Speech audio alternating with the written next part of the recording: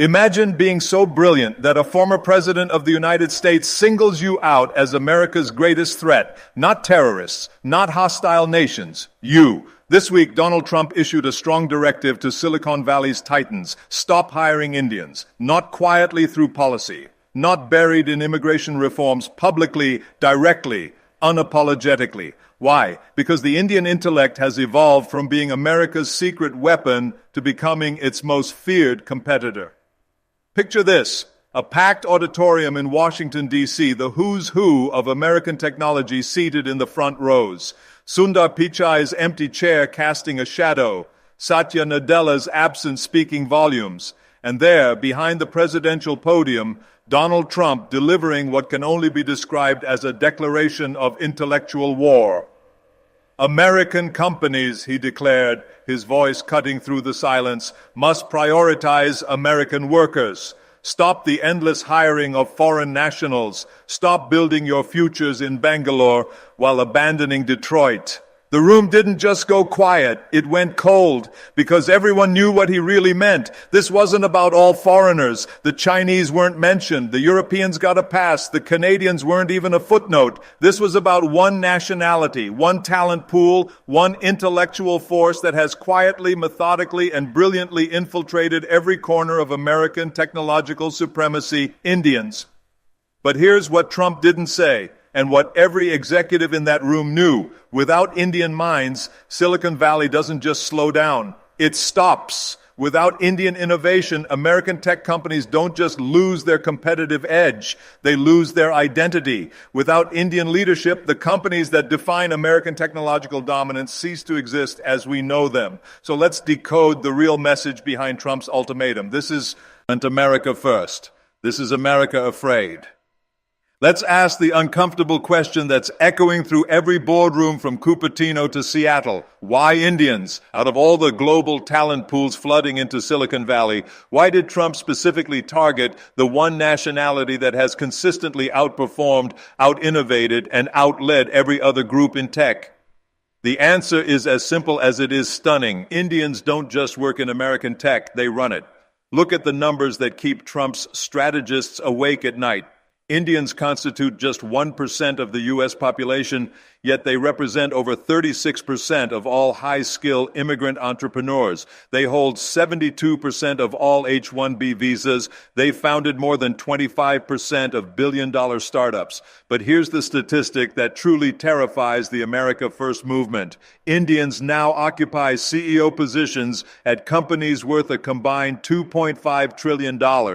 That's not diversity hiring, that's intellectual domination. From Google's Sundar Pichai revolutionizing search and AI, to Microsoft's Satya Nadella transforming cloud computing, from Adobe's Shantanu Narayan redefining creative software, to Twitter's Parag Agrawal steering social media evolution. Indian minds aren't just participating in America's tech revolution, they're leading it. But Trump sees something else, something that chills him to the core. These Indian leaders aren't just successful employees who work their way up. They're visionaries who fundamentally altered the trajectory of American innovation. Under their leadership, these companies haven't just grown, they've transcended their American origins to become truly global forces. And that's the real threat, because when you can no longer control the minds that drive your most valuable companies, you've lost more than economic leverage. You've lost technological sovereignty. Let's not dance around this. When Trump tells Google and Microsoft to stop hiring Indians, he's not talking about immigration policy. He's talking about intellectual nationalism. He's not protecting American jobs. He's protecting American ego. Because here's what decades of data reveal. Indian professionals don't just fill positions in American companies. They elevate them. Every major technological breakthrough of the past 2 decades, from the algorithms powering Google's search to the infrastructure enabling Microsoft's cloud dominance, has Indian fingerprints all over it. The rise of artificial intelligence, largely architected by Indian researchers at Stanford, MIT, and Google DeepMind. The smartphone revolution, Indian engineers designed the chips, coded the software, and optimized the user experience. The cloud computing boom that reshaped entire industries. Indian minds built the architecture, scaled the systems, and solved the impossible problems. This isn't about cheap labor anymore. This is about intellectual capital that has become irreplaceable. And Trump knows it. His advisors know it. Every American tech executive knows it.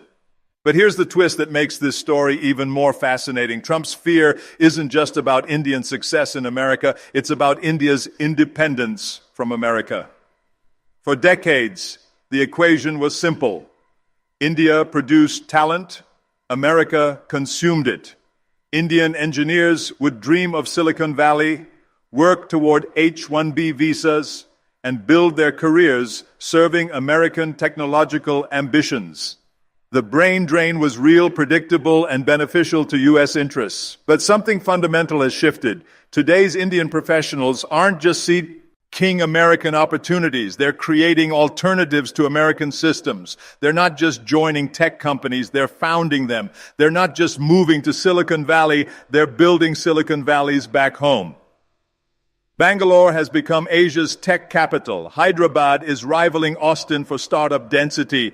Pune is emerging as a global AI research hub. Indian unicorns are solving problems that American companies haven't even identified yet. From Paytm revolutionizing digital payments to Byju's transforming education, from Flipkart challenging Amazon to Ola competing with Uber, Indian innovation is no longer derivative. It's original, it's disruptive, it's independent. And that independence terrifies Trump more than any foreign threat ever could.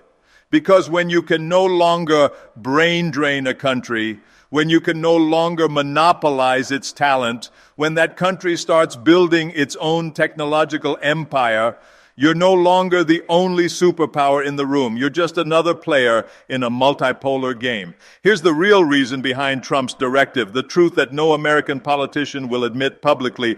India has achieved technological sovereignty, not through conquest, not through espionage, through pure intellectual excellence.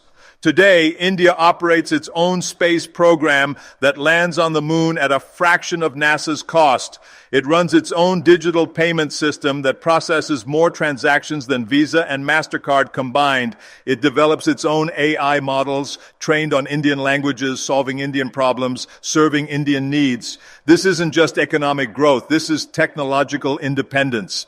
And for someone like Trump, who believes American dominance is a zero-sum game, India's rise represents America's decline.